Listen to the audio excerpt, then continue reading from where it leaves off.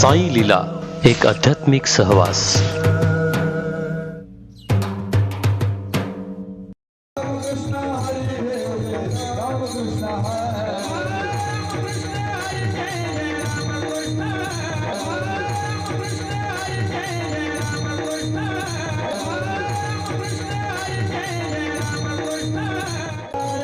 कीर्तन सांग होय अंग हरी रूप.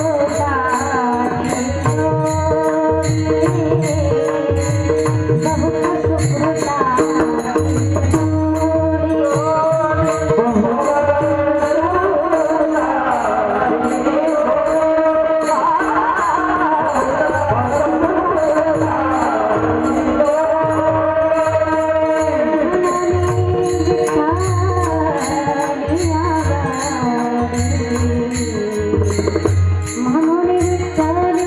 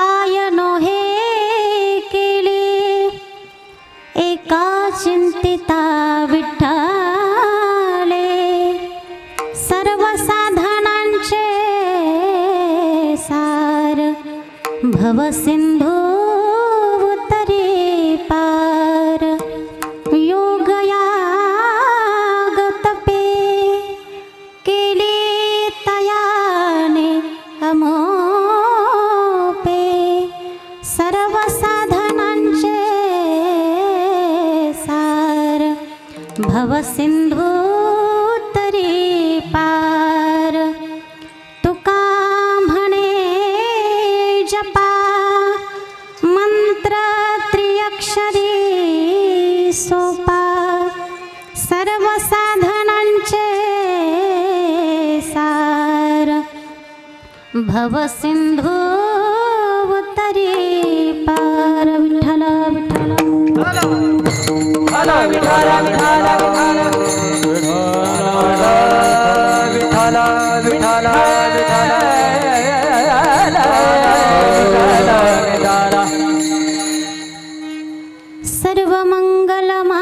सर्वमंगलमांगल्ये शिवे सर्वार्थ साधिके शरण्ये त्र्यंबके गौरी नारायणी नमोस्तुते।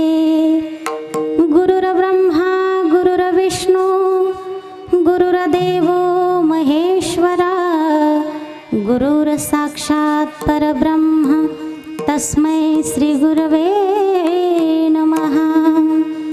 वसुदेवसुतं देवं कंसचाणूरमर्दनं देवकी परमानन्दं कृष्णं वन्दे जगद्गुरु। पांडुरंगा करो प्रथम नमन, पांडुरंगा करो प्रथम नमन, पांडुरंगा करो प्रथम नमन, पांडुरंगा करो प्रथम नमन, पांडुरंगा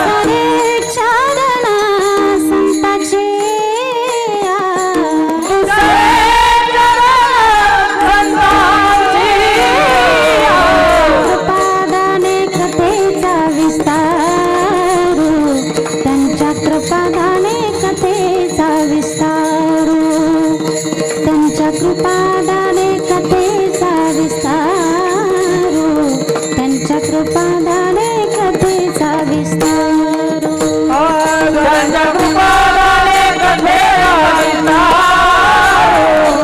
कृपादाने कथेचा विस्तारू, त्यांच्या कृपादाने कथेचा विस्तारू, त्यांच्या कृपादाने कथेचा विस्तारू।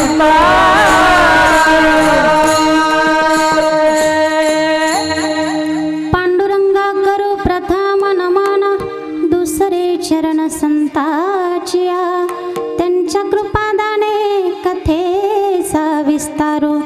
बाबाजी सद्गुरु दास तुका, आता वंदू सरस्वती जी सार असार विवेक मूर्ती, चेतना रूपे इंद्रिय वृत्ती जी चालवी ती सर्वदा।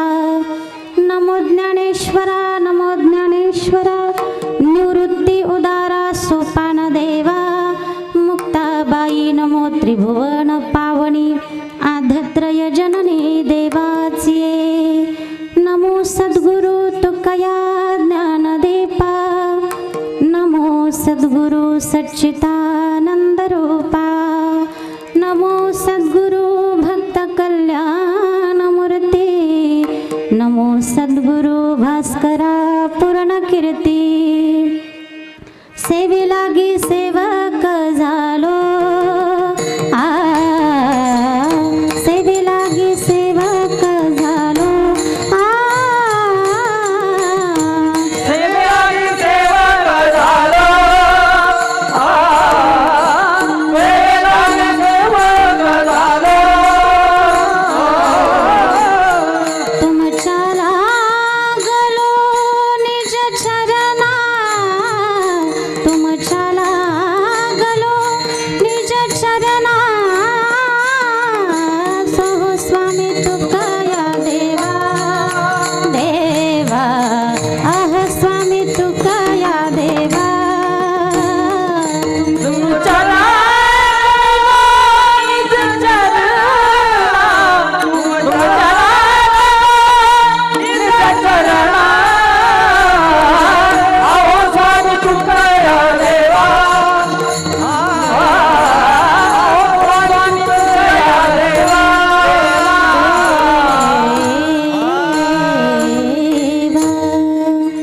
सेवे लागी सेवक झालो, तुमच्या लागलो निज चरणा, अहो स्वामी तुकया देवा, यावरी न करावा अभेर मस्तक हे पायावरी वार करी संताचिया कायनो हे केले एका चिंतिता विठ्ठले सर्व साधनांचे सार भव सिंधू तरी पार. प्रस्तुत कीर्तनरूपी सेवेकरिता निवडलेला अभंग देहूचे सुप्रसिद्ध संत महाराष्ट्रभूषण वैराग्याचे मूर्तिमंत पुतळे जगद्गुरू जगत कल्याण संत तुकाराम महाराजांचा 4 चरणाचा अभंग नामचिंतनाचा महिमा वर्णन करणारा अभंग चिंतनरूपी सेवेकरिता निवडलेला आहे. विठ्ठल विठ्ठल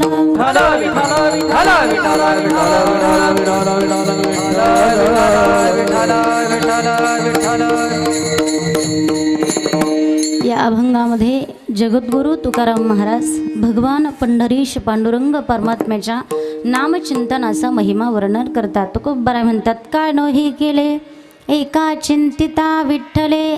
साधकांनी प्रश्न विचारल्यानंतर तुकोबाराय म्हणतात काय होत नाही भगवंताच्या नामानं, काय नो हे केले, काय होत नाही ते मला विचारा. सर्व गोष्टी जीवनामध्ये साध्य होतात त्या कशा, सर्व साधनांचे सार, परमार्थातल्या सगळ्या साधनांचं सार म्हणजे हे पांडुरंगाचं नामस्मरण. आणि हेच नाही भवसिंधू तरी पार, सगळी साधनं प्राप्त होतात भगवंताच्या नामचिंतनानं. योग याग तपश्चर्या केलेल्याला जी साधना प्राप्त होते ती फक्त एका नामस्मरणानं होते. म्हणून तुकोबारायांचं म्हणणं आहे की तुका म्हणे जपा मंत्र त्रिअक्षरी सोपा. विठ्ठल विठ्ठल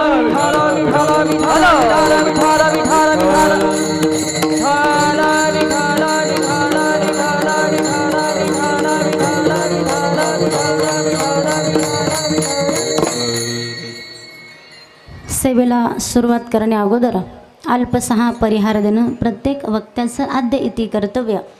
या नियमानुसार जर वर्णन करायचं ठरलं तर अखिल विश्वाचा चालक मालक भगवान पंढरीश पांडुरंग परमात्म्याच्या सर्व संतांच्या कृपेनं आज या ठिकाणी लोकनेता प्रतिष्ठान श्री स्वामी समर्थनगर मित्रमंडळ त्याचप्रमाणे हनुमान जन्मोत्सव समिती या सर्व परमार्थिक श्रोत्यांच्या माध्यमातून सुरू असणारी ही नामचिंतनाची सेवा त्रिदिनी अखंड हरिनाम सप्ताह.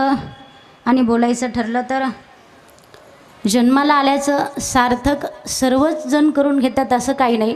आपण सर्वच जन्माला येतो पण खरं तर जन्माचं सार्थक हे कशात असतं ते भाऊंकडून शिकावं. आदरणीय श्री हरिभक्तपरायण गोविंद भाऊ घुगे यांच्या या ठिकाणी आवड म्हणा, पूर्वजन्माची काहीतरी पुण्याई म्हणा, त्या पुण्याईनं आणि त्याचप्रमाणे ते एकटे नाही तर त्यांच्या सौभाग्यवती धर्मपत्नी सौ कावेरीताई घुगे याही त्यांच्यासोबत आहे. भाऊंची खऱ्या अर्थाने खूप मोठी इच्छा कृपा म्हणा की या ठिकाणी सुंदर आणि भव्य अशा दिव्य प्रकारचं मंदिर शारदीय नवरात्र उत्सवाच्या निमित्ताने आज जगदंबेचं प्रत्येकाच्या घराघरामध्ये या ठिकाणी आगमन झालं. त्याही निमित्ताने ही कीर्तनाची सेवा सुंदर अशा प्रकारचं आयोजन नियोजन या ठिकाणी झालेलं आहे. सर्वच गायनाचार्य मंडळी सर्वांच्या चरणावरती मी नम्र भावाने नतमस्तक होते. या ठिकाणी सर्व परमार्थिक मंडळी किंबहुना भाऊंवरती प्रेम करणारी सर्व परमार्थिक मंडळी सर्वांचा नामोल्लेख करणं मला शक्य नाही. मी सर्वांच्या चरणावरती नतमस्तक होते. साऊंड ऑपरेटर असतील त्यांचेही आभार मानते आणि त्याचप्रमाणे आमचे जयतमल माऊली असतील त्यांच्याही चरणावरती नतमस्तक होते. सुंदर अशा प्रकारची मृदुंगाची ज्यांची साथ आहे दिनेश भाऊ मोजाड यांच्याही चरणावरती नतमस्तक होते. नाव तुमचं फार ऐकून होते. माझ्या कीर्तनात पहिलाच प्रसंग आपला या ठिकाणी आपल्याही चरणावर नतमस्तक. विनेकरी बाबा असतील, सर्व माझ्या माता मावल्या माता भगिनी त्यामध्ये सुमनताई असतील, पूनमताई असेल आणि माझी भजनानंदी मैत्रीण या ठिकाणी मनीषाताई आव्हाड त्याही या ठिकाणी उपस्थित आहे. आपण सर्व परमार्थिक मंडळी आणि खरं तर जगदंबा परंबा आज प्रत्येकाच्या घरामध्ये तिचं आगमन झालं. त्या निमित्ताने का होईना आज सर्वांना नामचिंतन घडतं आहे. या ठिकाणी मी वर्णन करून गेले की जन्माला आपण सर्वच जण आलो आहे तेही कर्मामुळे आलो आहे. ज्ञानेश्वरीची ओवी सांगते, अगा कर्मी जे उरावे ताई ते सुख दुःखे फळावे, तया ते भोगावया यावे देहा एका कर्मामुळे आपण येतो, परंतु या नरदेहाची प्राप्ती झाल्यानंतर जीवनाचं खरी सार्थकता कशात आहे, भाऊंचं पुढील जीवन किती आनंदात जाईल, कसं जगेल किंबहुना कसं राहील मी सांगू शकत नाही, पण आत्तापर्यंतचं त्यांचं जीवन प्रवास बोलायचं ठरलं किंबहुना आजच्या दिवशी त्यांच्या संपूर्ण जीवनाचं सार्थक झालं असं म्हणायला काही हरकत नाही. आणि तेही तुकाराम महाराजांच्या प्रमाणे वर्णन करायला काही हरकत नाही. तुका म्हणे जन्मा आल्याचे सार्थक विठ्ठलचे एक देखिला, विठ्ठलचे एक देखलिया, विठ्ठलचे एक देखलिया. तुका म्हणे जन्माल्याचे सार्थक विठ्ठलाची एक देखलिया, विठ्ठलाची एक देखलिया, विठ्ठलाची एक देखलिया. तुका म्हणे जन्म आल्याचे सार्थक विठ्ठलची एक लेखिले. आजही काय सर्वांनाच भगवंताची भक्ती करण्याची आवड राहते असं काही नाही, किंबहुना सगळ्यांनाच परमार्थ आवडतो असं काही नाही. क्वचित नामस्मरण सगळ्यांच्याच वाणीत येतं असं काही नाही. त्या नामस्मरण वाणीत येण्याकरिता किंबहुना आपल्याकडनं परमार्थ घडण्याकरिता ज्ञानोबराय सांगतात, बहुत सुकृताची जोडी बहुत सुकृताची जोडी आवडी म्हणून विठ्ठली आवडी, तो हा विठ्ठल बरवा, तो हा विठ्ठल बरवा.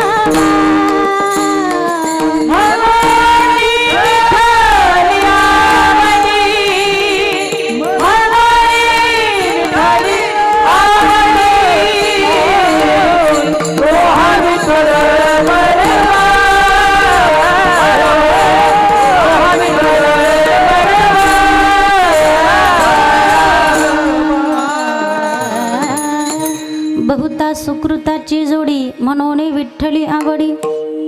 अनंत जन्माची पुण्य लागते त्यावेळेला कुठं भगवंताची भक्ती जीवनामध्ये घडते. ह्या ठिकाणी म्हणून तर संत महात्म्यांनी जीवन जगण्याचा मार्ग, जीवन जगण्याची दिशा सांगितली. याही अभंगामध्ये तुकोबराय आपल्याला साधकाच्या जीवनामध्ये साधन कसं असावं किंबहुना साध्यापर्यंत साधकाने कसं पोहोचावं ते फक्त आपल्याला संत सांगतात. का तर आपलं हित फक्त संतांनाच कळतं. त्याची माझे हित करीती सकाळ, जेने हा गोपाळ कृपा करी, जेने हा गोपाळ कृपा करी, जेने हा गोपाळ कृपा करी. तेरी मारे करीती सकाळ, जेने हा गोपाळ कृपा करी, जेने हा गोपाळ कृपा करी, जेने हा गोपाळ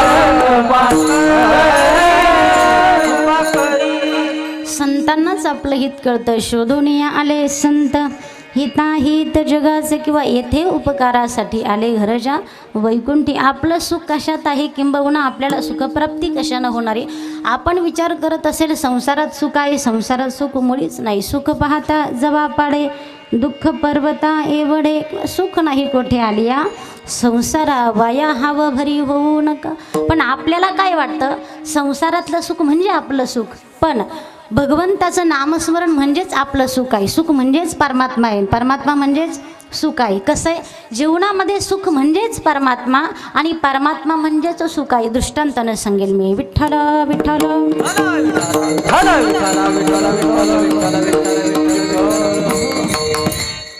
जुन्या काळचा एक प्रसंग असा आहे की दोघंजणं मित्र होते.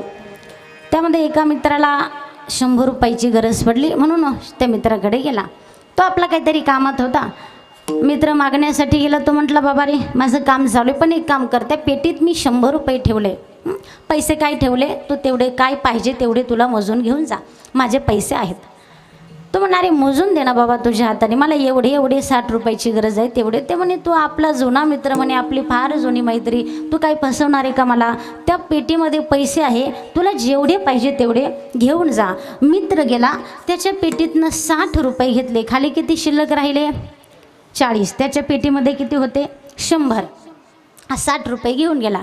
आता पुन्हा त्याचं काम झाल्यानंतर गरज पूर्ण झाली, त्याच्याकडेही पैसे आले, तो पैसे परत द्यायला आला. मित्राला म्हटलं हे बघ, काही दिवसापूर्वी हे 60 रुपये तुझ्याकडनं नेले होते, ते 60 रुपये तुला आणून दिले. पण हा ज्या वेळेला मित्र पैसे घेऊन गेला त्यावेळेला या मित्राने ते पैसे मोजले होते. आता याला 100, 200, 300 काही कळत नाही, त्याचा हिशोब असा होता 2 विसा, 3 विसा, 4 विसा आणि 5 विसा. मग याने काय केलं, माझ्याकडं 5 विसा होत्या, त्यापैकी ज्या अर्थी माझ्याकडं 2 विसा शिल्लक आहे त्या अर्थी माझा मित्र 3 विसा घेऊन गेला. तो म्हटला हे बघ, हे गरज भागली, हे 60 रुपये तुझे तुला घेऊन टाकतो. म्हटला अरे प्रामाणिकपणानं मी सांगितलं माझ्या पेटीतून पैसे घेऊन जा, तू खुशाल पैसे घेऊन गेला ना, आता माझे 60 रुपये घे म्हणतो, माझे 3 विसा दे पहिला. काय म्हणाला, 3 विसा माझे मला आणून दे, मी काही तुझ्याकडनं व्याज बाकीचं काही मागत नाही, मी तुला सांगितलं तेवढे माझे पैसे तू घेऊन गेला, माझ्याच 3 विसा मला दे. तो म्हटला अरे 60च रुपये नेले होते. आता गोंधळ असा होता की 3 विसा म्हणजे 60 आणि 60 म्हणजेच 3 विसा, हे त्यांना कळत नव्हतं. मग दोघांचा गोंधळ चाललाय. तो म्हणतो माझे 60 दे, हा म्हणतो तुझे 3 विसा, मी 60 रुपये आणून दिले, तो म्हणतो माझ्या 3 विसा दे. आपलं दोघांचं भांडण चाललं.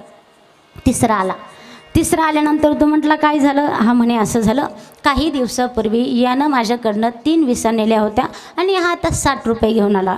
तो म्हटला बाबा रे तुला किती द्यायचे? म्हणे हे बघ 60 रुपये नेले होते ते परत दिले, आण म्हणे इकडे. त्याने 60 रुपये मोजले तर बरोबर भरले. मग देणाऱ्याला सांगितलं घेणाऱ्याला तुला किती पाहिजे? तो म्हटला मला माझ्या 3 विसा मिळाल्या, पास झाल्या, मला बाकीचं काय नको. मग त्याने काय केलं, विसाचे बंडल केले, त्याच्यासमोर ठेवले, मोज म्हणे किती झाले. तो म्हटला अरे तुझ्या हातात काय जादू आहे म्हणे, तुझ्या हातात पैसे पडले आणि माझ्या 3 विसा पूर्ण झाल्या. आता हातात जादू आहे का? 3 विसा म्हणजे 60 होतं आणि 60 म्हणजेच जसं 3 विसा होतं तसं सुख म्हणजेच परमात्मा आहे आणि परमात्मा म्हणजेच सुख आहे. विठ्ठल विठ्ठल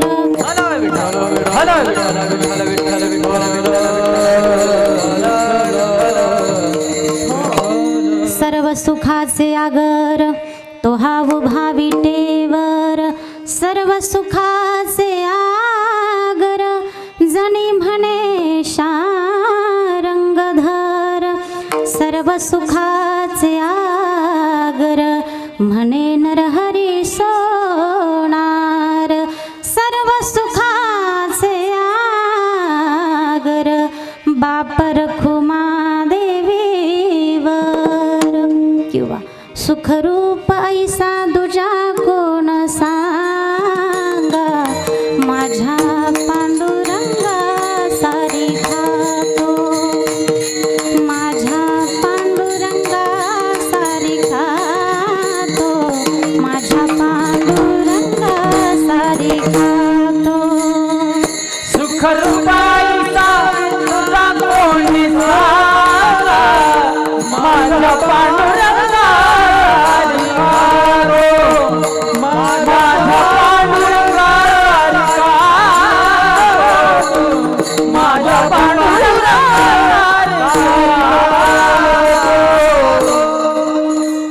सुखरूप ऐसा दुजा कोण सांगा, माझ्या पांडुरंगा सारिक तो. हे ज्ञान संतांना झालं. तुका म्हणे देह भरिला विठ्ठले, काम क्रोध केले घर रीते.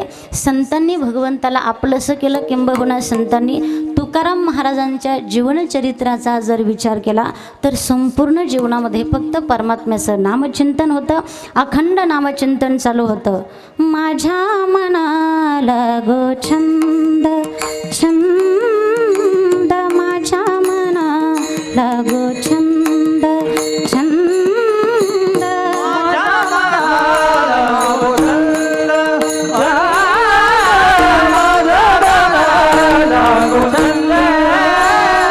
नित्य गोविंद गोविंद, नित्य गोविंद गोविंद,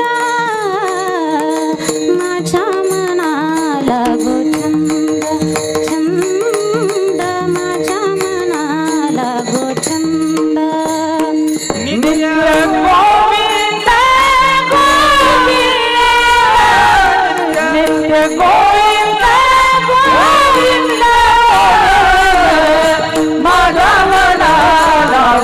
सुंदर माझ्या मनाला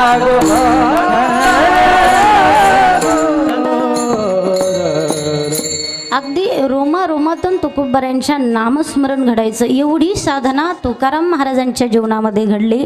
एकदा असा प्रसंग झाला की काशीला भगवान विश्वनाथाच्या मंदिरामध्ये एक साधक होता. धरणं धरून बसला, साधना चालू होती. काय महादेवाकडे एक असा प्रश्न होता. सांगितलं, देवा, एका साक्षात्कारी सत्पुरुषाची भेट मला माझ्या जीवनामध्ये घडावी आणि मला काही प्रश्न आहे ते विचारायचे. साक्षात्कारी सत्पुरुषाची भेट मला माझ्या जीवनात घडावी, मला माझे काही परमार्थाविषयी प्रश्न आहेत ते विचारायचे. त्याचं ती साधना बऱ्याच दिवस चालली आणि भगवान शिवशंकराने स्वप्नात सांगितलं की जा देहूला जा, तेथे तुकाराम महाराज राहतात, त्यांच्याकडे जा, तुझ्या सगळ्या प्रश्नांची उत्तरं तुला मिळून जातील. विठ्ठल विठ्ठल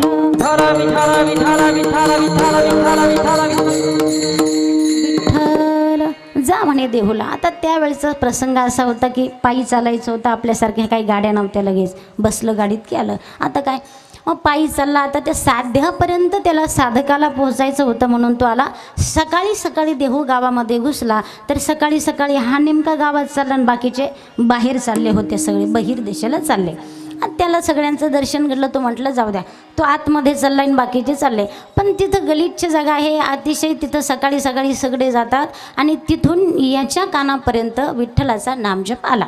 तो म्हटला इथं ह्या जागेवरती कोण भजन करतोय म्हणून गेला. त्याने त्या भजन करणाऱ्याला पाहिलं. तो म्हटला जाऊ द्या, आपण ह्या गावात नवीन आपल्याला काय करायचं आहे. त्याने भजन करणाऱ्याला बघितलं ना आला. तुकाराम महाराजांचं घर कुठे आहे विचारलं. तुकोबारायांच्या घरी आला, तिथं जाऊन बसला. आणि तुकाराम महाराज ज्या वेळेला बाहेरून आले तेव्हा तुकाराम महाराजांचे मुलं बाबा आले, बाबा आले, बाबा आले म्हणून सगळे पळायला लागले.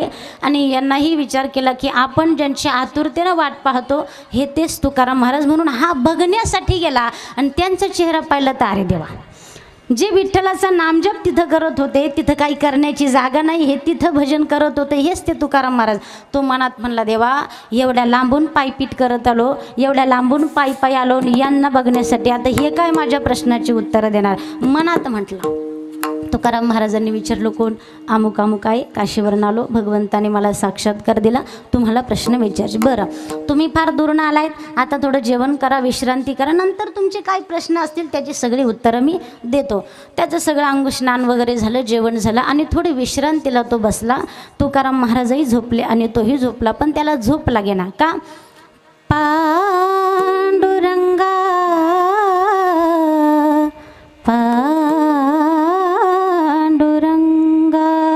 त्याच्या कानापर्यंत असा आवाज ऐकू लागला. नामस्मरणाचा कानापर्यंत आवाज आला. तो म्हटला आजूबाजूला कोणी भजन करताना दिसत नाही, नामजप कुठून ऐकू येतोय.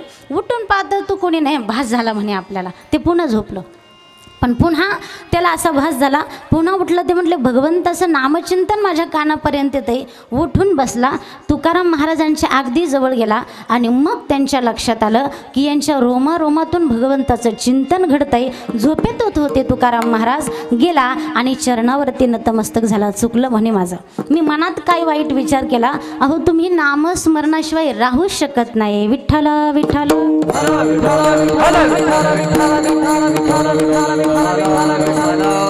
हे सगळं कशामुळे झालं. माझी मज झाली अनावर वाचा, छंद या नामाचा घेतला से, छंद या नामाचा घेतला से, छंद या नामाचा घेतला से. माझी मज झाली अनावर वाचा, छंद या नामाचा घेतला से, छंद या नामाचा घेतला से, छंद या नामाचा घेतला कसं काय काय शक्य झालं तर नामस्मरण हे अखंड तुकाराम महाराजांचं चालू होतं. म्हणून त्यांना वाटलं आपलं हीच झालंय, आपलं कल्याण झालंय, भगवंताचं भजन आपण करतोय, पण जगालाही सांगावं, कारण आम्ही वैकुंठवासी आलो याचे कारण असे. तुकाराम महाराजांचा अट्टहास, अरे बाबांनो नामस्मरण करा, नामस्मरण करा. ते म्हटले तुकाराम महाराज, जेव्हापासून तुम्ही परमार्थाला लागले, जेव्हापासून तुम्ही परमार्थाची सुरुवात केली, तेव्हापासून आम्ही पाहतोय तुमचं काय झालं आणि काय नाही झालं, काय मिळालं. आता लोकांचं म्हणणं असं आहे की परमार्थाला लागलं म्हणजे धन मिळावं, संसाराची भरभराट व्हावी, पण असं आहे परमार्थामध्ये स्थितीला फार महत्त्व आहे, अवस्थेला फार महत्त्व आहे आणि संसारात व्यवस्थेला, असं आपलं म्हणणं आहे. परमार्थ केला की व्यवस्था वाढते, पण संतांचं म्हणणं आहे की परमार्थाने अवस्था निर्माण व्हावी. साधकांना सांगितलं, सरांना सांगताय की बाबांनो नामचिंतन करा. काय मिळालं म्हणजे तुम्हाला तुकाराम महाराज, का आम्ही नामस्मरण करायचं, त्याचं वर्णन तुकाराम महाराज अभंगाच्या प्रथमच्या.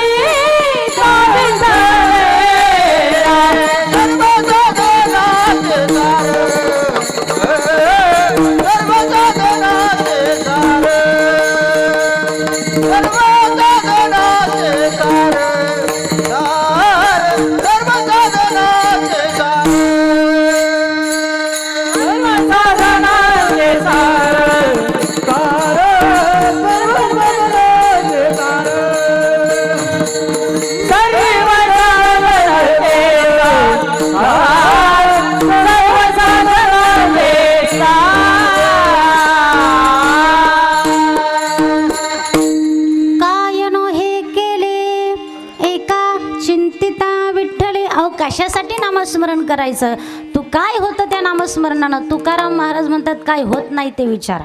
हां, तुकाराम महाराजांचं म्हणणं असं आहे, काय होतं तुकोबरा म्हणतात काय नो हे केले, काय होत नाही ते मला जीवनामध्ये विचारा. सगळी साधनं जीवनामध्ये प्राप्त होतात ती फक्त भगवंताच्या नामस्मरणानं. विठ्ठल विठ्ठल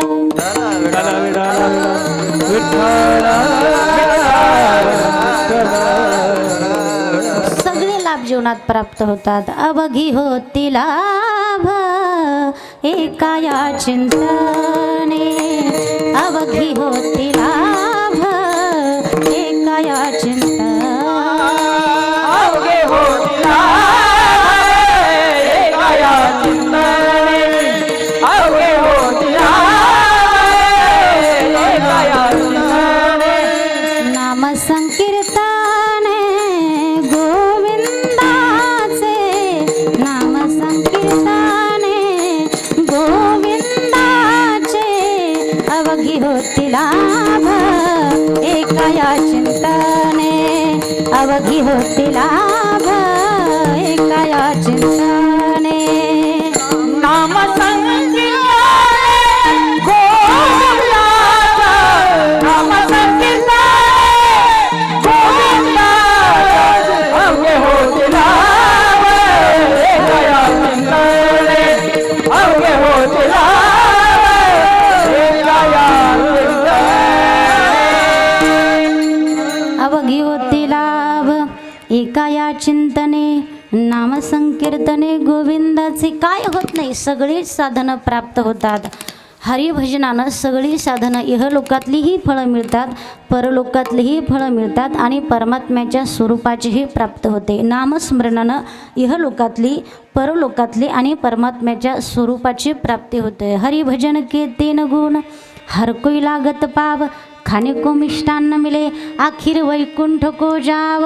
हरिभजनाचे गुण किती सांगितले? 3. हर कोई लागत, या महाराज आले, पाया पडतात सगळेजण. खाने को मिष्टान्न मिले, अहो दिवसभर भजन करायचं. ज्ञानोबा तुकाराम, तुकाराम ज्ञानोबा तुकाराम, ज्ञानोबा संध्याकाळी गुलाबजाम. दिवसभर भजन करायचं ज्ञानोबा तुकाराम आणि संध्याकाळी गुलाबजाम. आम्हाला भेटले बा पुरणाची पोळी खायला. ज्ञानोबा तुकाराम संध्याकाळी म्हणजे खाणे को मिष्टान, खायला काही कमी महाराज घ्या, गोड सगळं गोड खायला मिळतं. संध्याकाळी भजन चांगलं मिळतं, म्हणजे भजनाचा परिणाम भोजन चांगलं मिळतं. हर कोई लागत पाव, खाणे को मिष्टान्न मिले. आणि मरण आल्यानंतर इथं तिथं नरकात नाही, आखिर वैकुंठ को जाव. हरिभजनाचे जर एवढे फायदे असेल तर का आपण नामस्मरण करू नये? म्हणून तुकाराम महाराज म्हणतात काय होत नाही ते विचारा. विठ्ठल विठ्ठल.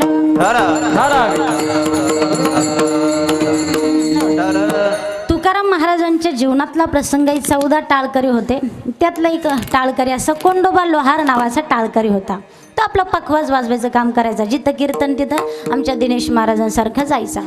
आता त्याने असं ऐकलं, जव हे सकळ सिद्ध आहे, हात चालावया पाहे, तव तू आपले स्वहित पाहे, तीर्थयात्रे जाय चुकू नको. त्याला वाटलं आपणही जावं, शरीरात ताकद आहे, थकल्यावर कसली तीर्थयात्रा कसली वारी होते. आणि माणसं वारीला कधी जातात? घरच्यांनी वाऱ्यावर टाकलं का मग वारीला जातात. हां, तशी वारी करत नाही माणसं. आणि ते म्हटलं आपण जाऊ, शरीरात ताकद येऊन पैशाची फार गरज आहे. त्याने तुकाराम महाराजांना सांगितलं, महाराज तुम्ही सांगितल्याप्रमाणे मला वाटतं जावं वारीला, पण मग पैशाचं काय करायचं? तुकाराम महाराज म्हटले मी आहे ना. सगळ्या सिद्धी ज्यांना साध्य होतात, रिद्धी सिद्धी ज्यांना प्राप्त आहे, ते तुकाराम महाराजांनी काय केलं? एक खडा घेतला. खडा घेतल्यानंतर नुसती दृष्टी त्याच्यावरती टाकली तर तो सोन्याचा झाला. काय झाला? सोन्याचा झाला. मग तुकाराम महाराजांनी त्या सिद्धीचा वापर संसाराकरिता कधीच केला नाही. संसाराच्या नावे घालून या शून्य, वाढता हा पुण्य धर्म केला. शून्य घातला म्हणजे संसार सोडला का? नाही. संसाराच्या नावे घालून या शून्य हा अभंग एवढा गमतीचा आहे. आता शून्य म्हणजे काहीच नाही आणि शून्य म्हणजे खूप काही. शून्य घ्या, शून्याच्या पुढे एक आकडा ठेवा, त्याची किंमत वाढली का कमी झाली? वाढली. त्याच्या पुढे जेवढे तुम्ही शून्य एकाच्या पुढे शून्य ठेवा किंमत वाढेल, एकाच्या पुढे आणखी शून्य ठेवा किंमत वाढेल, एकाच्या पुढे किती शून्य ठेवले म्हणजे किंमत वाढेल. तुकाराम महाराजांनी संसाराच्या नावे घालून या शून्य, वाढता हा पुण्य धर्म केला. असो, पण सिद्धीचा वापर संसाराकरिता केला नाही. त्याला सांगितलं हे बघ, हे आई एवढं आहे, धन आहे तुझ्याकडं, एवढं मोडलं की 7-8 आणि त्यावेळेला एवढे पैसे तुला मिळून जाईल. तो म्हटला पुरेल का? एवढे पुरतील का?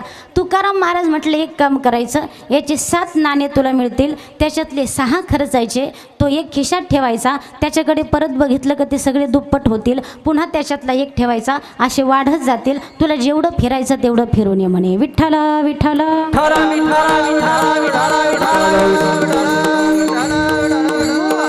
संतांकडे एवढं सामर्थ्य होतं, संत जर कीर्तन करायला लागले तर मेलेले माणसं जिवंत व्हायचे. आता आपल्या कीर्तनात असे बसतात, जिवंत माणसं नुसते दशी धरून आणले, कुठून धरून आणल्यासारखे. इथं काय नाही बरं का, तशी फ्रेश मंडळ आहे, पण काही ठिकाणी असं होतं. विठ्ठल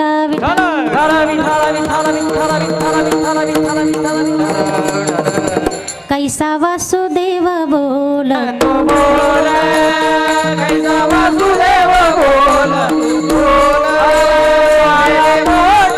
मायरी गेल, मायरी गेल, मेले माणूस चित्त उठवेल, माणूस चित्त उठवेल, वेळ काळाते ग्रासीला, वेळ काळाते ग्रासीला गा.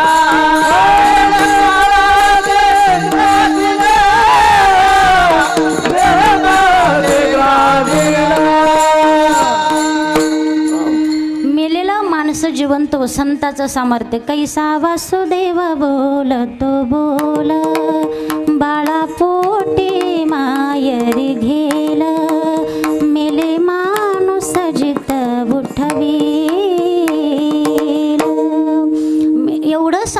कशामुळे? नामस्मरण एकाया चिंतने, फक्त नामस्मरणानं साध्य होतं. म्हणजे नुसतं खड्याकडे बघितलं तरी तो खडा सोन्याचा झाला. एवढी साधनं कशामुळे प्राप्त होतात? ही सिद्धी फक्त नामस्मरणानं. विठ्ठल विठ्ठल.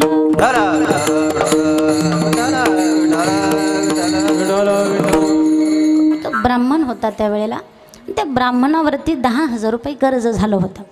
त्या ब्राह्मणाने विचार केला, आपण कर्ज न फेडता मेलो तर पुढच्या जन्मात दुप्पट कर्ज फेडावं लागेल. मग हे कर्ज काय आपल्याच्यानं आत्ता सहज फेटू शकत नाही. त्याने विचार केला, एवढं कर्ज त्या काळात 10,000 म्हणजे खूप वाटायचं. मग काय करायचं आता? तो ज्ञानोबरायांजवळ गेला आणि तिथं रडू लागला. कारण ज्ञानोबराय सर्व संतांमध्ये फक्त ज्ञानेश्वर महाराजांनाच आई म्हटलंय, माऊली ज्ञानराज माझी योग्यांची माऊली, जेने निगमवली प्रगट केली, ज्ञानाबाई माझी अनाथाची माय, एका जनार्दनी पाय वंदित असे. अहो दयाळे ज्ञानाबाई, अहो दयाळे ज्ञानाबाई, अहो दयाळे ज्ञानाबाई, अहो दयाळे ज्ञानाबाई. अर्थ माझे तुझे पायी, अर्थ माझे तुझे पायी, अहो दयाळे ज्ञानाबाई, अहो दयाळे ज्ञानाबाई. अर्थ माझे तुझे पायी, अर्थ माझे तुझे पायी, अहो दयाळे ज्ञानाबाई,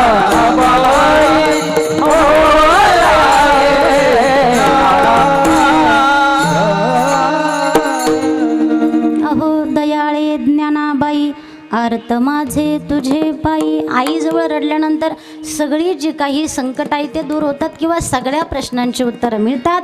आणि ज्ञानेश्वर महाराजांकडे जाऊन रडला म्हटल्यावरती ती करुणामाई आई कृपाळू आहे. आणि कृपाळू उदार माझा ज्ञानेश्वर, तया नमस्कार वारंवार. ज्ञानेश्वर महाराजांनी सांगितलं, एक काम करा, तुकाराम महाराजांकडे जा म्हणे. तर सांगितलं, ते ब्राह्मण गेले तुकाराम महाराजांकडे गेले. सांगितलं, मला ज्ञानोबरायांनी तुमच्याकडे पाठवले. तुकोबराय म्हटले, एक काम करा, तुम्ही लोहगावला जा, तिथे शिवबा कासर नावाची जी व्यक्ती आहे त्यांना जाऊन भेटा, सांगा मी पाठवलं. आता त्यांनी विचार केला, ज्ञानेश्वर महाराजांनी इकडं पाठवलं, हे आपल्याला तिकडं पाठवत आहे, पण कर्ज मिटवायचं होतं. म्हणून लोहगावला शिवबा कासारांकडे ते ब्राह्मण गेले. गेल्यानंतर सांगितलं, मला तुकाराम महाराजांनी पाठवलं.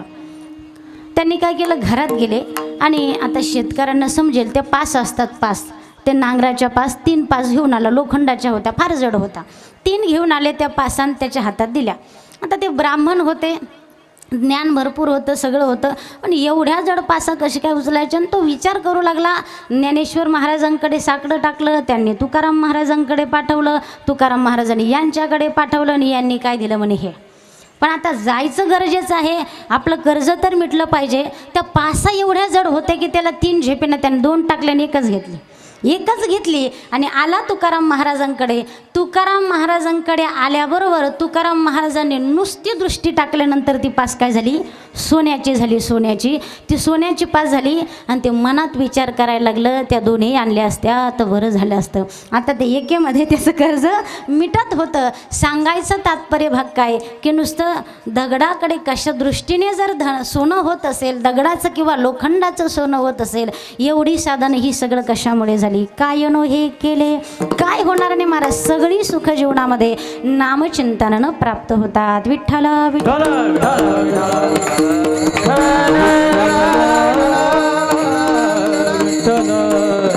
सगळी साधना जीवनामध्ये फक्त नामस्मरण.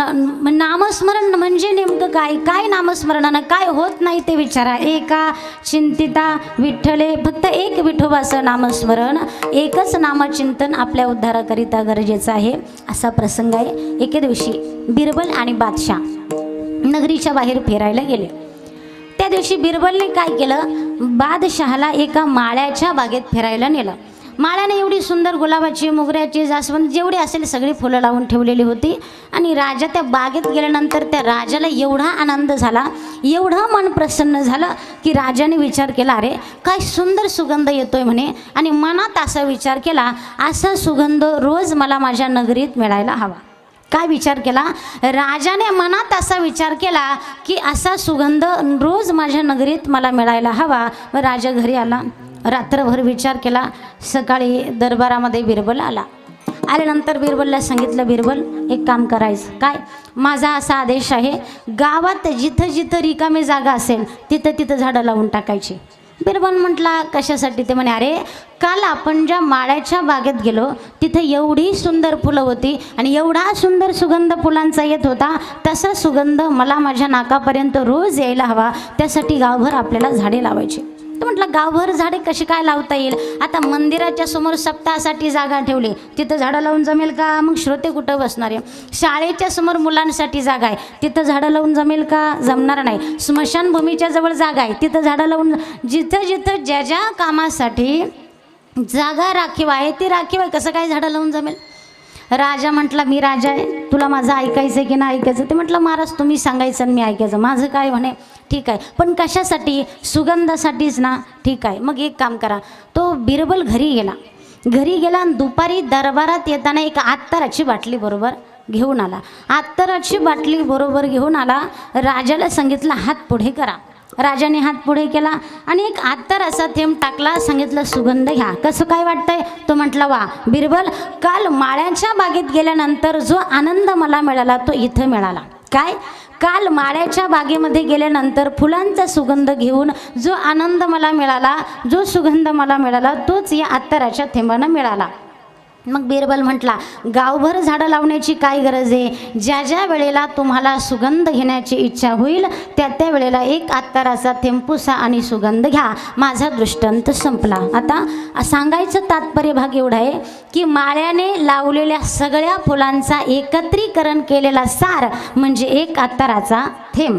माळ्याने लावलेल्या बागेतल्या सगळ्या फुलांचा एकत्रीकरण केलेला सार थेंब म्हणजे एक अत्तराचा थेंब झाला. तसं तुकाराम महाराज म्हणतात, एक नामचिंतन म्हणजे नेमकं काय?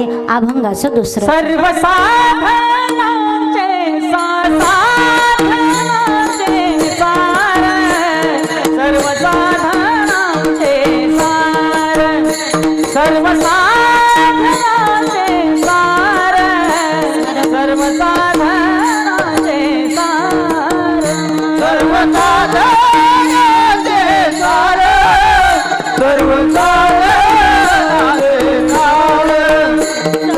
साधनांचे सार, सर्व साधनांचे सार. भव सिंधू तरी पार, भव सिंधू तरी पार, भव सिंधू तरी पार, सर्व साधनांचे सार, सर्व साधनांचे सार, सर्व साधनांचे सार, सर्व साधनांचे सार. भव सिंधू तरी पार, भव सिंधू तरी पार, भव सिंधू तरी पार, सर्व साधनांचे सार, साधनांचे सार, सर्व साधनांचे सार, सर्व साधनांचे सार.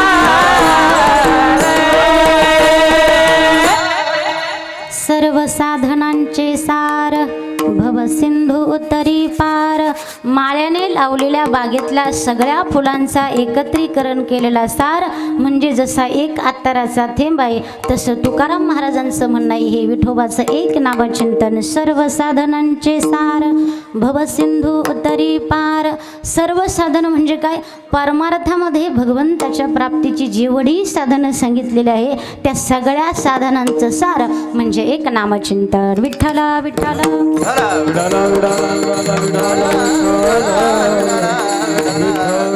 आणि आपण आपलं सार कसं करता येईल, आपल्या जीवनाचं सार्थक कसं करता येईल याचाच विचार करावा.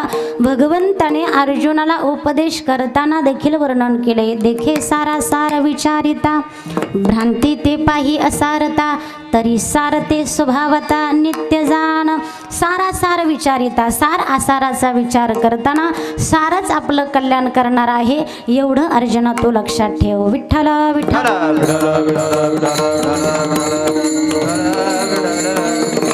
गाव तुकाराम महाराज सगळ्या साधनामध्ये फक्त सार भगवंताचं नामचिंतन हे कसं शक्य आहे, तो खूप बरं आहे. आता प्रसंगाला अनुसरून जर बोलायचं ठरलं तर हा परमात्मा ज्या विठोबाचं नामचिंतन तुकाराम महाराज म्हणतात काय नो हे केले, तो परमात्मा प्रत्येक अवतारामध्ये त्याचं नामचिंतन हे सार आहे आणि प्रत्येक अवतारामध्ये त्या नामचिंतनानं आपलं कल्याणच होणार आहे. अवताराच्या राशी तो हा उभा विटेवरी. आता प्रसंगाला अनुसरून बोलायचं ठरलं तर कुळीची हे कुळदेवी केली ठावी संतांनी, ती कुळीचं दैवत आहे. विठ्ठल कुळीचे दैवत, विठ्ठल कुळीचे दैवत, विठ्ठल विठ्ठ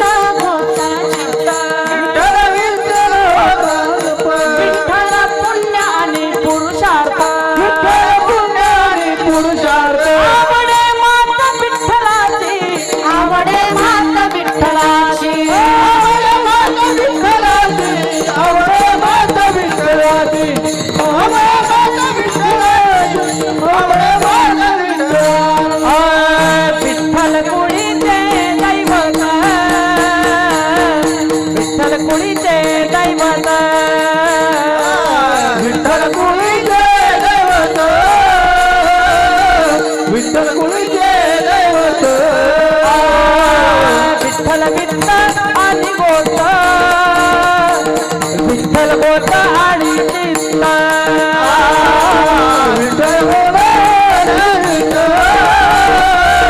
विठ्ठल गोट आणि चित्त. विठ्ठल कुळीचे दैवत, विठ्ठल विठ्ठ गोट चित्त, विठ्ठल पुण्य आणि पुरुषार्थ, आवडे माता विठ्ठलाची. विठ्ठल कुळीचे दैवत, विठ्ठल कुळीचे दैवत,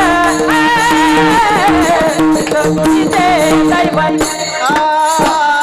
विठ्ठल कुळीचे दैवत, विठ्ठल कुळीचे दैवत, विठ्ठल कुळीचे दैवत, विठ्ठल कुळीचे दैवत, विठ्ठल कुळीचे दैवत. हो, नाटाच्या अभंगामध्ये पहिल्याच अभंगात वर्णन विठ्ठल कुळीचे दैवत, विठ्ठल वित्त गोत चित्त, विठ्ठल पुण्य पुरुषार्थ, आवडे मात विठ्ठलाची. आता हा परमात्मा सर्व युगामध्ये सर्व अवतारामध्ये त्याच भगवंताला आपण आठवतो आणि तोच धावून येतो. तू विटेवरी सखये बाई हो करी कृपा, विठ्ठल सगळे बाई वो करी कृपा, माझे मन लाग तुझे बाई वो करी कृपा, बाई करी हो कृपा. तू सावळे सुंदरी वो करी कृपा, सावळे सुंदरी वो करी कृपा, भक्ता करुणा करी वो करी कृपा, भक्ता करुणा करी वो करी कृपा. पंढरपुरा राहिली डोळा पाहिली संतने केली, वरून विठाई वरून विठाई. तू सच्चिदानंद अंबाबाई वो करी कृपा, सच्चिदानंद अंबाबाई वो करी कृपा, अंबाबाई करो कृपा, अंबाबाई करो कृपा. वा, परत एकदा म्हणा, ऐकायला फार गोड वाटलं. तू विटेवरी सखये बाई वो करी कृपा, विठ्ठल सखये बाई करो कृपा, माझे मन लाग तुझे पायी वो करी कृपा, माझे मन लाग तुझे पायी वो करी कृपा. सावळे सुंदरी वो करी कृपा, सावळे सुंदरी करी कृपा, लावण्य मनोहरी वो करी कृपा, लावण्य मनोहरी करी कृपा, भक्ता करुणा करी वो करी कृपा, भक्ता करुणा करी कृपा. पंढरपुराला हिली डोळा पाहिली संत देखिली, वरून मिठाई वरून मिठाई. सच्चिदानंद अंबाबाई हो करी कृपा सच्चिदानंद अंबाबाई हो करी कृपा अंबाबाई हो करी कृपा अंबाबाई हो करी कृपा ते भगवंत तू विट्टेवरी सखये बाई हो करी कृपा. वा एकदा टाळ्या वाजव. फार गोड बोलतो, फार गोड आवाजही फार गोड आहे आणि चालही फार गोड झाली. म्हणजे प्रत्येक अवतारामध्ये ती विठाई आपल्यावरती कृपा करते. फक्त आपण तिचं नामस्मरण नामचिंतन करणं गरजेचं आहे. विठ्ठल विठ्ठल ती सगळीकडे आहे. नागबाबा गोड वर्णन करतात. आषाढी कार्तिकी तुझ्या गोंधळाची दांडी हो, आषाढी कार्तिकी तुझ्या गोंधळाची दांडी हो, पुंडलिक देवता शोभे वाळवंटी हो, पुंडलिक देवता शोभे वाळवंटी. एका जनार्दनी आंबा उभी करते उडी कटी हो, जनार्दनी आंबा उभी करते उडी कटी. उगो बोला उगो बोला उगो बोला उगो बोला उगो बोला उगो बोला उगो बोला कृष्णाबाई माऊलीचा हो, उगो बोला उगो बोला उगो बोला कृष्णाबाई माऊलीचा हो, उगो बोला उगो बोला उगो बोला कृष्णाबाई माऊलीचा हो, उगो बोला उगो बोला उगो बोला कृष्णाबाई माऊलीचा हो. प्रत्येक अवतारामध्ये ती आपलं रक्षण करते आणि तीच विठाई विठाई माझी कृष्णाई कान्हाई तोच भगवान परमात्मा आपलं रक्षण करणारा. सगळी साधनं जीवनामध्ये प्राप्त होतात त्याच्या नामस्मरणानं त्याच्या नामचिंतनानं. म्हणून तुकोबाई सांगतात सर्व साधनांचे सार. आणि एवढंच नाही, भवसिंधू उतरी पार, भव नदी देखील पार करता येते त्याच्या नामस्मरणानं. तुकाराम महाराज मग आणखी काय केल्यासारखं होतं. अभंगाचं तिसरं चरण. योगा यागे तप योग यागे तप योग यागे तप योग यागे तप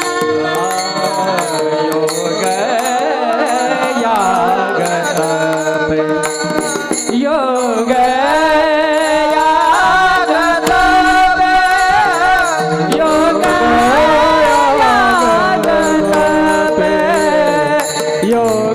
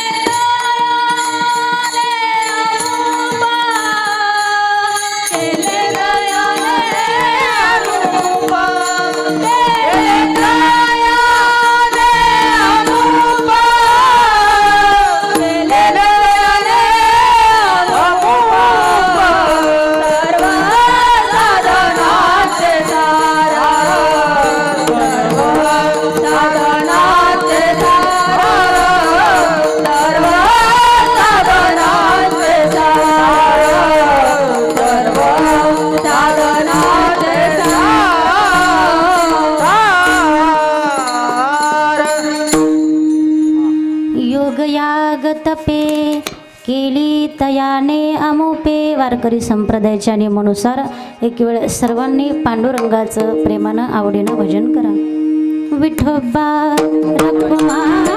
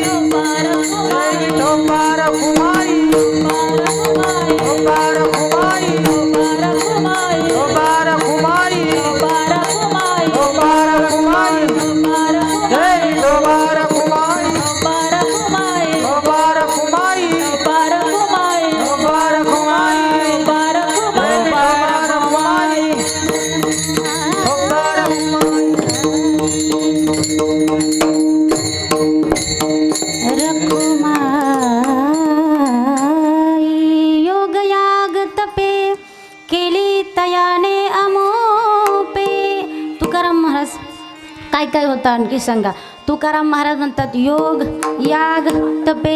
योग याग किंवा तपश्चर्या केलेल्याला जे साधनं आता योगाचा याचा जर विचार केला तर आपल्याला सहज करता येतील का हो? नाही. ज्ञानोबराय म्हणतात ना योग याग विधी एनेनो हे सिद्धी. योग याग विधी एनेनो हे सिद्धी. धर्मा वयाची उपाधी दंभा धर्मा. हरिमुखे म्हणा हरिमुखे म्हणा हरिमुखे म्हणा हरिमुखे म्हणा.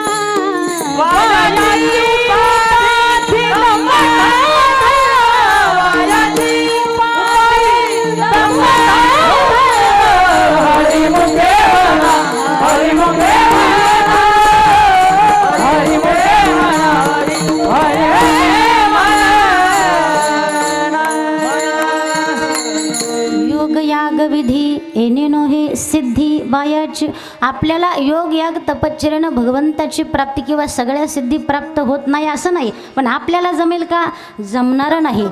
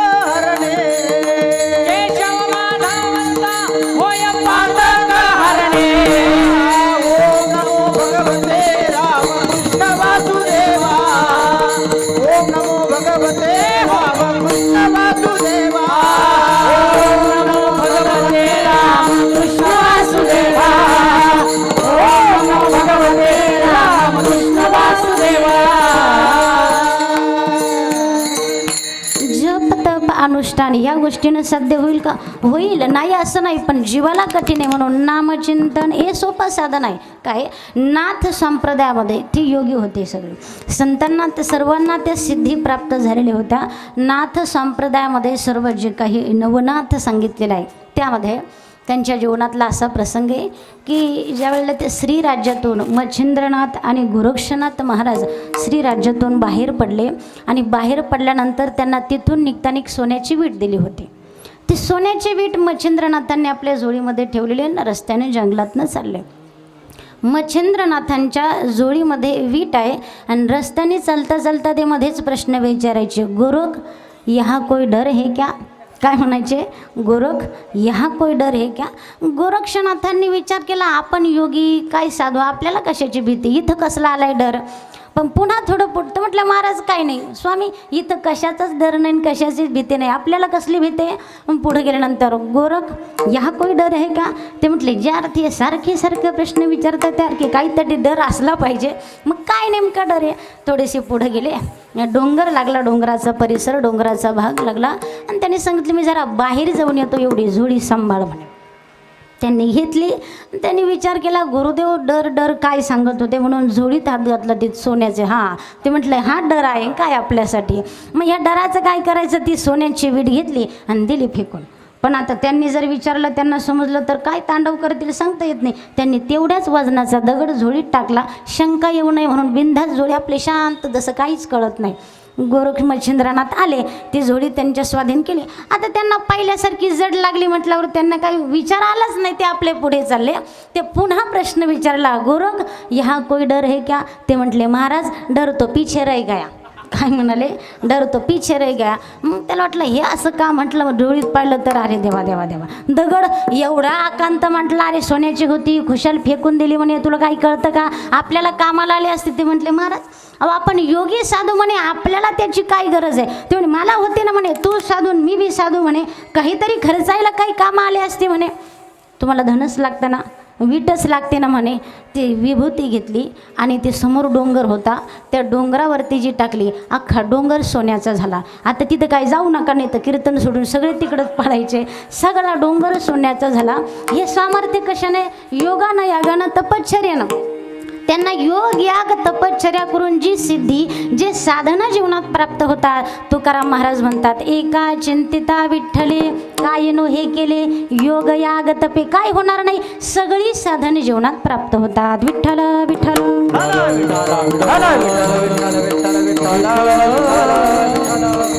बरं, मग आता एवढं सगळं समजलं, नामस्मरणानं जर आपलं कल्याण होतं तर मला सांगा, आपण करावं की नाही करावं? विठ्ठल विठ्ठल म्हणा वेळोवेळा, विठ्ठल विठ्ठल म्हणा वेळोवेळा, विठ्ठल म्हणा वेळोवेळा, विठ्ठल म्हणा वेळोवेळा.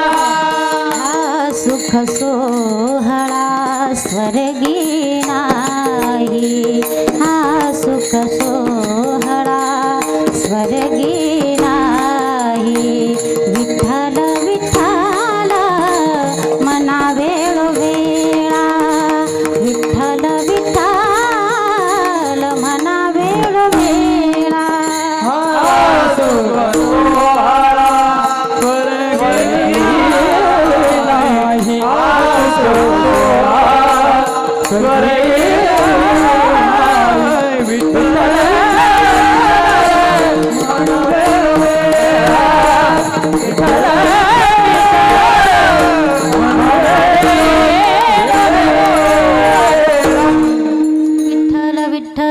म्हणा वेळोवेळा, हा सुख सोहळा स्वर्गी नाही.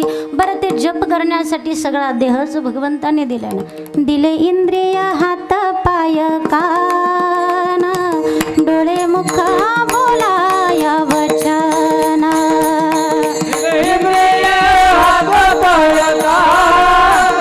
डोळे मुख बोलाया वचन, देने तू जोडसी नारायणा, नासे जीवपणा भवरोग, तू जोडसी नारायण, नासे जीवपण भवरोग,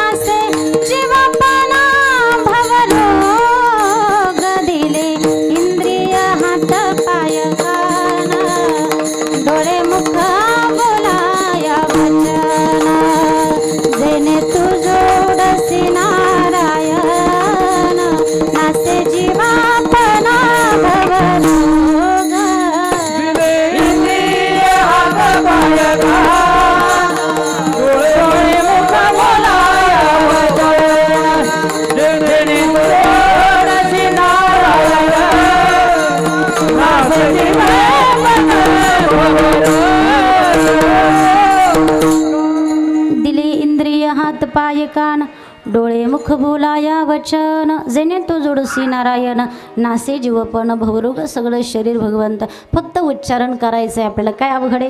बहिणाबाई म्हणतात बिना कपाशी ना उले त्याले बोंड म्हणून ये नाही देवाचे भजन त्याले तोंड म्हणून ये नाही देवाचे भजन त्याले तोंड म्हणून ये. कपाशीचं झाड माहिती आहे सर्वांना, कदाचित काहींनी नसन पाहिलेलं. कपाशीच्या झाडाला बोंड येतं आणि त्या बोंडातनं कापूस बाहेर येतो बरं का बाबा. आणि त्या कपाशीच्या झाडाला आलेल्या बोंडातनं जर कापूस बाहेर पडला नाही तर त्याला कोणी बोंड म्हणेल का. बिना कपाशीनं उले त्याले बोंड म्हणू नये तसं नाही देवाचे भजन त्याले तोंड म्हणू नये. नामाविन मुख सर्पाचे ते बीळ जिव्हाणू हे काळ सर्प आहे. असं तोंड काही कामाचं. म्हणून या वाणीनं भजन करावं. म्हणून तुकाराम महाराज म्हणतात जपा पण काय जपा अभंगाचं शेवटचं चरण. म्हणे जपा तुका म्हणे जपा तुका म्हणे जपा तुका म्हणे जपा तुका म्हणे जपा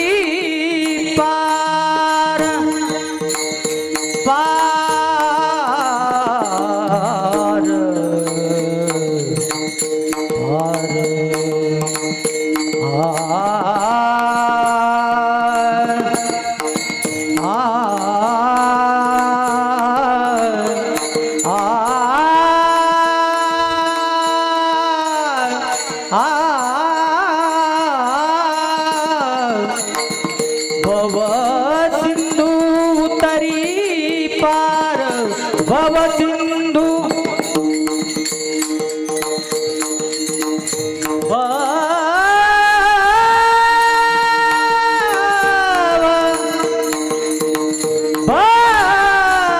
भव सिंधू उतरी पार भव सिंधू उतरी पार पार सर्व साधनाचे तार तार साधनाचे तार सिंधू उतरे पारा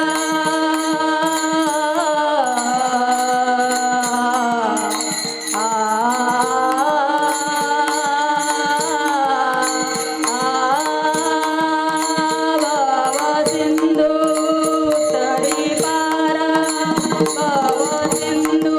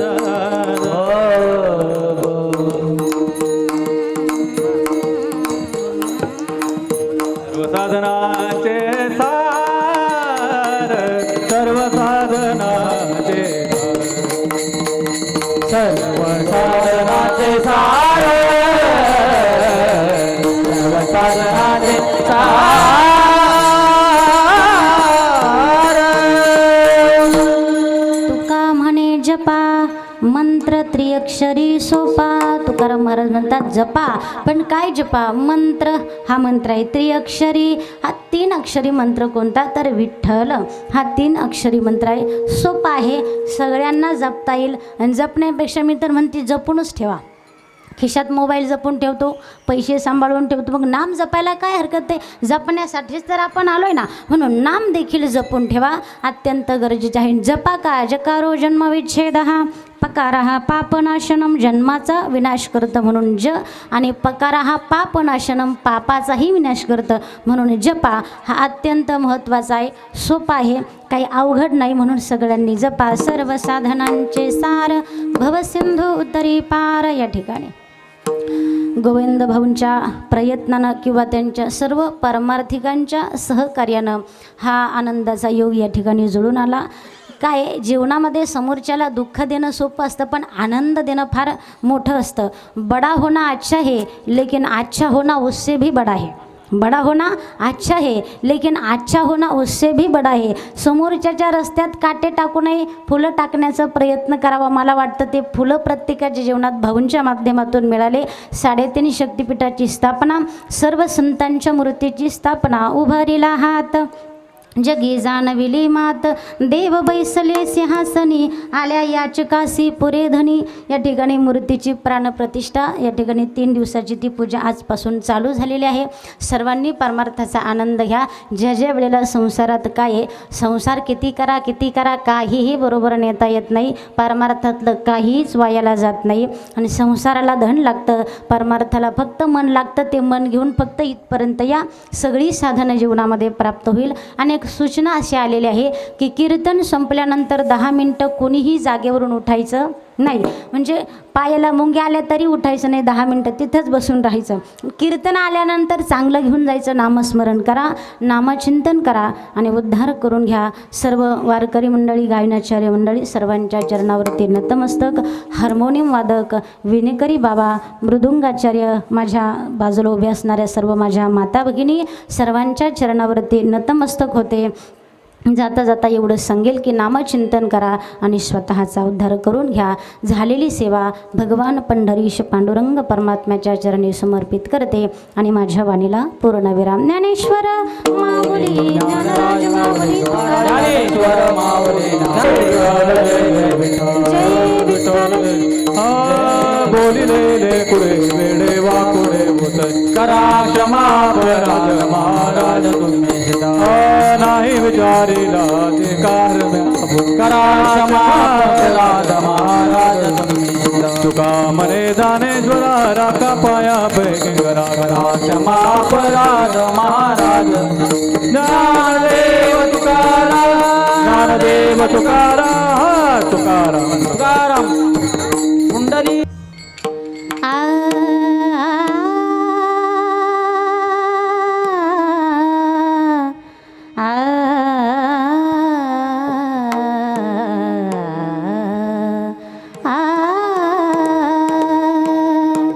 चला बाई वृंदावनी, चला बाई वृंदावनी, चला बाई वृंदावनी, रास क्रीडा पाहू.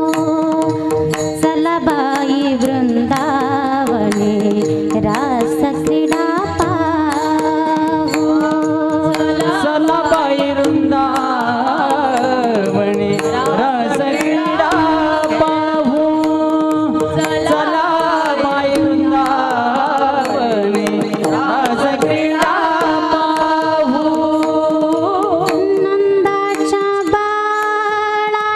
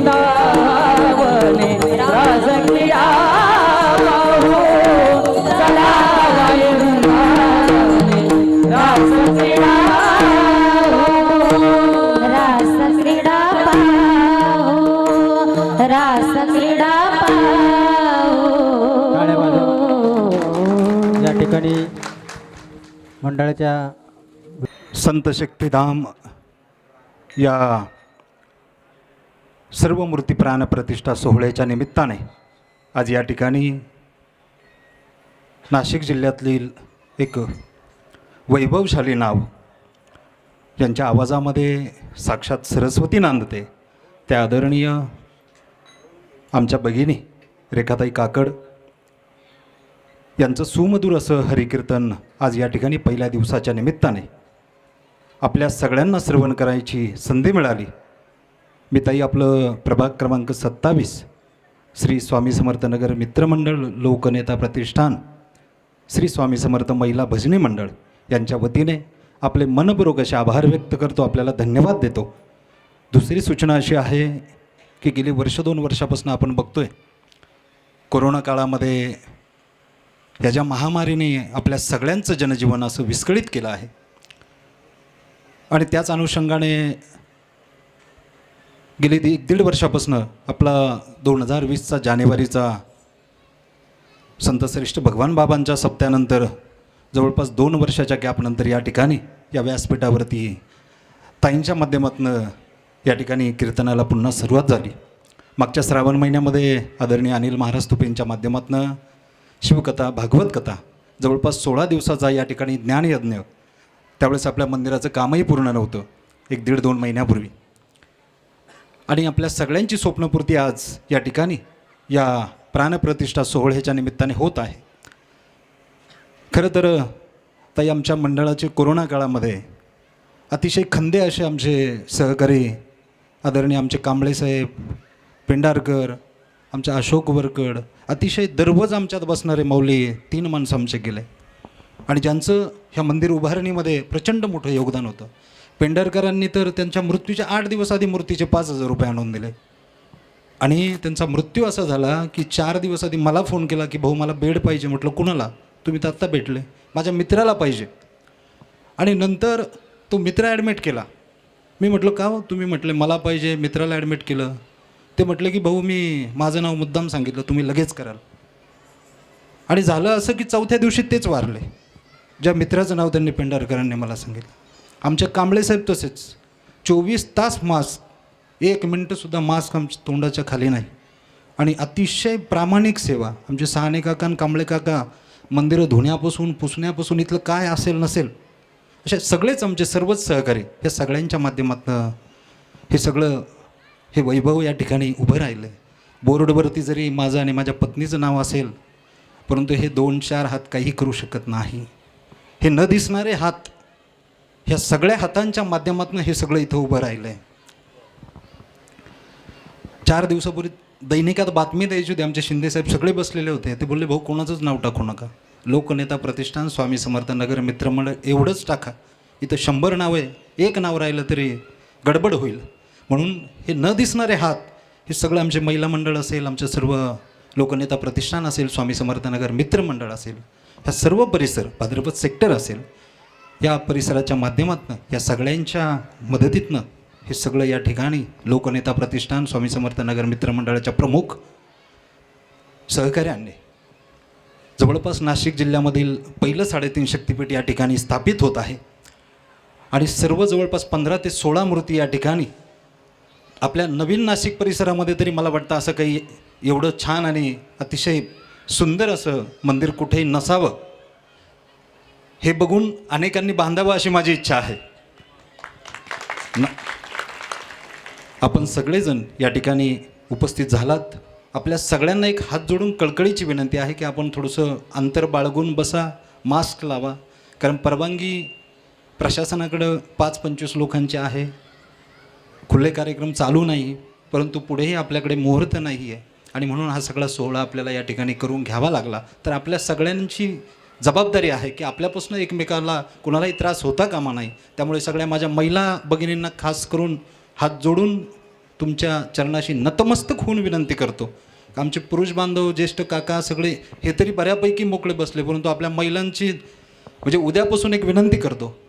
आजची संतभोजन आमचं स्वामी समर्थ महिला मंडळ भाटीवाल मावशी त्यांच्या सर्व सहकारी यांच्या वतीने या ठिकाणी देण्यात आली. 2 वाजता मावशींना फोन केला, खरं रात्र सांगितले होते आणि विसरून गेलो आम्ही, सांगतो कळवतो आणि आजची पंगतच कोणाच्या लक्षात नव्हती. म्हणजे कामच इतकं बाकी होतं, अजूनही काम चालू आहे मंदिराचं. उद्याचे कार्यक्रम या ठिकाणी आदरणीय नाशिक जिल्ह्यातील ज्येष्ठ असं नाव गुरुवर्य एकनाथ महाराज गोळे सर सिन्नर भागवताचार्य यांचं अतिशय मार्मिक आणि सुमधुर या ठिकाणी हरिकीर्तन होईल. परंतु वेळेचं भान जसं आपण आज ठेवलं तशी सगळ्यांना विनंती आहे की उद्या देखील 8 ते 10 या वेळेतच कीर्तन होईल.